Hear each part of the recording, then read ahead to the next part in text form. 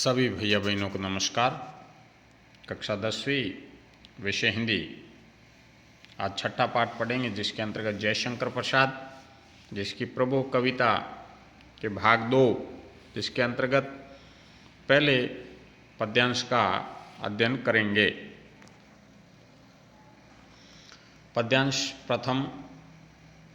विमल इंदु की विशाल किरणें प्रकाश तेरा बता रही है, अनादि तेरी अनंत माया जगत को लीला दिखा रही है। शब्दार्थ। विमल जो शब्द आया है वह स्वच्छ या निर्मल के लिए आया है। इंदु शब्द चंद्रमा के लिए प्रयुक्त हुआ है। अनादि जिसका आरंभ ज्ञात न हो कि उसका आविर्भाव कब हुआ हो, अर्थात ईश्वर, क्योंकि ईश्वर के आरंभ के बारे में किसी को जानकारी नहीं है। अनंत जिसका अंत ज्ञात न हो। लीला खेल, नाना प्रकार की घटनाएं। संदर्भ तथा प्रसंग।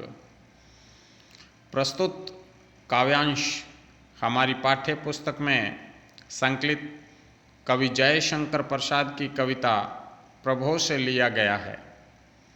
कवि प्रकृति के दृश्यों में ईश्वर के दर्शन करा रहा है, अर्थात इस कविता के माध्यम से जो प्रकृति के द्वारा जो दृश्य होते हैं उन दृश्यों में ईश्वर के दर्शन कवि करवा रहा है। व्याख्या। कवि कहता है, हे प्रभु, कोई नहीं जानता कि आपका आविर्भाव कब हुआ। ये चंद्रमा से छिटक रही स्वच्छ किरणें तुम्हारे ही प्रकाश की प्रतीक है। ये प्रकृति में घट रही सारी घटनाएं और कुछ नहीं, तुम्हारी ही सर्वव्यापिनी माया की मनोहारिणी क्रीड़ाएं हैं, जिन्हें देखकर सारा जगत मुग्ध हुआ करता है। विशेष।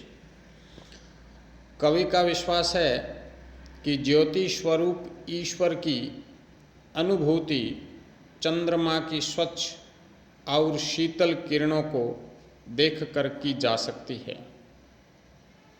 अर्थात ये जो ज्योति स्वरूप ईश्वर है उनकी अनुभूति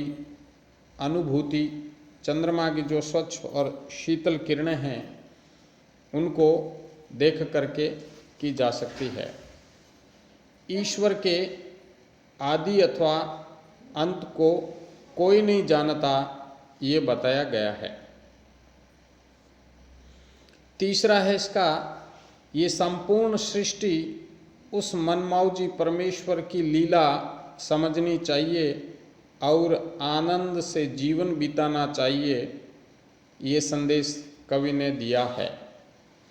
अर्थात ये जो संपूर्ण सृष्टि अर्थात ब्रह्मांड उस ईश्वर के द्वारा या उस ईश्वर की लीला ही समझनी चाहिए कि ये जो रचना की गई है वो ईश्वर ने ही की है, और इस प्रकार का जो हमारा मानव जीवन है वो आनंद के साथ बिताना चाहिए, ऐसा संदेश कवि ने दिया है। अभ्यास के प्रश्न। कवि के अनुसार ईश्वर की अनुभूति कैसे की जा सकती है? कवि के अनुसार ईश्वर की अनुभूति जो प्रकृति के द्वारा जो घटनाएं घटित हो रही है उनके द्वारा उनके दृश्यों को देख करके की जा सकती है।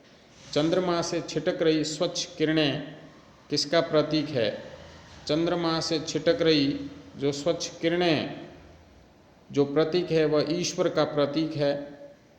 कवि ने इस कविता में क्या संदेश दिया है? कवि ने इस कविता में ये संदेश दिया है कि जो इस संसार में प्रकृति की जो घटनाएं घट रही है वो सब ईश्वर की लीलाएं हैं और ईश्वर के द्वारा घटित हो रही है। अर्थात हमारा जो मानव जीवन है वह आनंद के साथ जीना चाहिए। गृह कार्य। कवि ने अनादि शब्द किसके लिए प्रयोग किया है? कवि ने अनादि शब्द ईश्वर के लिए प्रयोग किया है। कवि ने प्रकृति की घटनाओं को क्या बताया? कवि ने प्रकृति की घटनाओं को ईश्वर की लीला बताया है। कवि इस पद्यांश में किसके दर्शन करा रहा है? कवि इस पद्यांश में प्रकृति के द्वारा जो दृश्य होते हैं, प्रकृति की जो घटनाएं होती है, उनके द्वारा ईश्वर के दर्शन करा रहा है। तो आज का ये जो पाठ था कवि जयशंकर प्रसाद द्वारा रचित प्रभु कविता के प्रथम पद्यांश, जिसकी एक बार पुनः व्याख्या करते हैं कि कवि कहता है, हे प्रभु, ये कोई नहीं जानता कि आपका आविर्भाव कब हुआ, अर्थात आप इस धरती पर कब आए। ये जो चंद्रमा से किरणें आ रही हैं और इन किरणों का जो प्रकाश फैल रहा है, वह प्रकाश आपका प्रतीक अर्थात वह आप ही है। इस प्रकाश रूप में जो इस धरती पर अवतरित है वह आप ही है। और यहाँ जो घटनाएं घट रही है इस ब्रह्मांड में, इस सृष्टि में प्रकृति की, वो कुछ नहीं है, आपकी सर्वव्यापिनी माया की मनोहारिणी क्रीड़ाएं हैं। और जिसको देख करके ये सारा जगत मुग्ध हुआ करता है, अर्थात मोहित होता है। तो आज का ये प्रेरक जो कवि जयशंकर प्रसाद का जो पद्यांश था, जिसका हमने अध्ययन किया, धन्यवाद।